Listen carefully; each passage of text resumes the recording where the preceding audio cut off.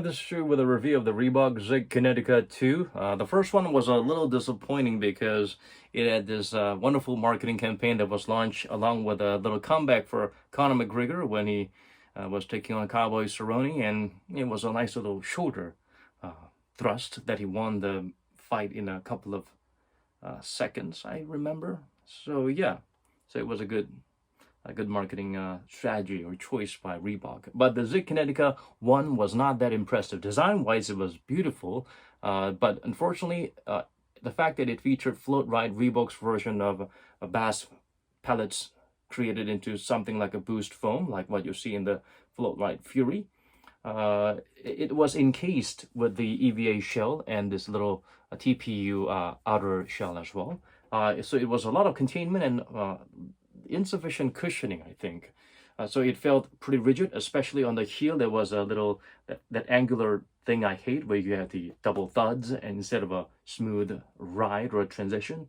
So Zig Kinetica 1 was a hard pass for me, but 2 feels very much different. It's a lot smoother, and the foam is a lot softer, and the encased TPU shell is around the areas where it doesn't hinder the midsole cushioning or the shock absorption or uh, the foam expansion area. So it kind of feels like they took a, maybe they didn't take it, but it seems like it echoes the concept that's used in the Jumpman Diamonds and certain Nike basketball shoes that has TPU shells on the sides, both sides, instead of having one plate in the midfoot. So there's a certain level of stability there, and of course a bit of a I guess a bit of a boost or a bounce there as well. First of all, you can see the float ride exposed here on the forefoot area, but I'm not sure if, judging by how this little part is a lot deeper and how this is just really soft, and I'm sure if they used float right here, they would have exposed it, but they didn't, so I feel like it may have been only used in the forefoot. It seems unlikely that they used a donut-shaped one on the heel. If they did, that would be wonderful. On the specs, if you look it up on the internet, it just says it's float ride encased inside an EVA shell or a zig pattern EVA shell. But the important thing is what you feel is you do feel quite similar. A good smooth stride from heel to toe without any disruption, as if you're feeling two different kind of midsole cushioning on the heel in the forefoot area. But the heel feels soft, much softer than the first one, so that's good. But at the same time, it feels a little straightforward, flat, horizontal. It does not have a significant heel to toe drop. Maybe that comes from maybe not having the float right on the heel, or the heel being a little bit more exposed to provide a little bit more give when it comes to heel strike or heel landing.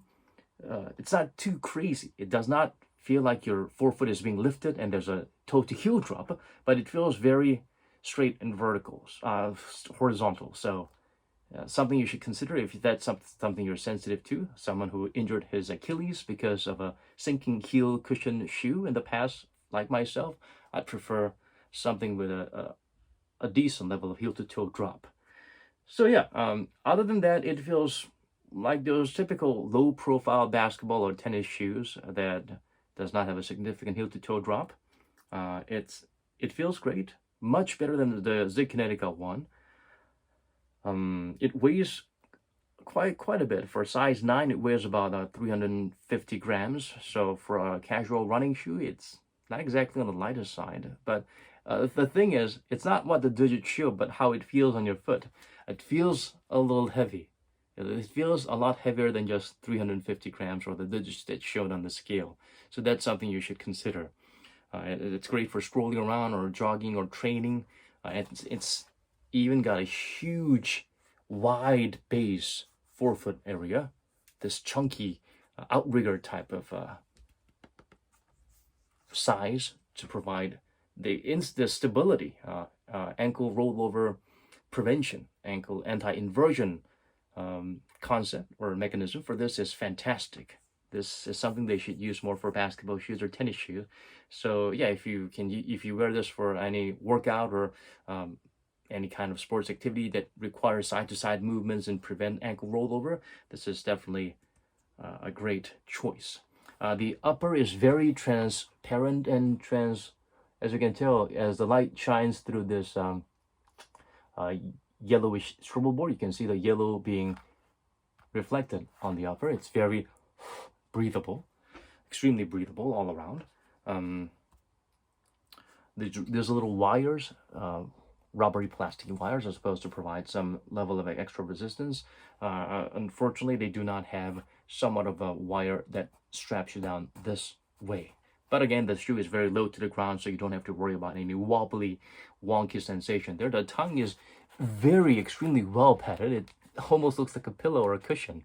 So that's always something that's great. And yeah, the outsole, it goes all the way up to cover the heel area, but at the same time, it doesn't hinder the heel stride. The cushioning is there. It does not jeopardize the cushioning. The outsole pattern is sort of like a, what do you call this? A waffly type of pattern, reverse waffle of the typical waffle pattern you see in the Nikes, but this actually works quite nicely. It's quite grippy, and as you can tell, the grooves are very deep and durable all around. And on the forefoot area, it's not crazy narrow. It's not crazy wide. I would recommend going true to size unless you like a very, very tight fit. You wear very thin socks and you have a narrow fit and you want a very firm, suffocating fit, then you can go down half a size. But otherwise, I would say just a size, just your ordinary size is good. I think that pretty much sums it up. And the insole is pretty insignificant, a very tiny, wiry, thin EVA insole, but it actually complements the overall cushioning nicely, and the midsole itself is very soft and very nice. It's not mushy, but it's the kind of softness and rebound that you can feel and appreciate, something close to Adidas Bounce, I suppose. Better than, of course, having a typical EVA or PU, or just having an overall flaky float ride that just kind of gets all wonky and feels flattened as soon as you have impact on them. Definitely an upgrade and a step in the right direction for future Reebok shoes. And the price point is pretty low too. It's on discount. It's really cheap these days. I think you can get it for like 50, 60 bucks, and that's definitely a steal for a tech-packed, beautiful shoe like this one.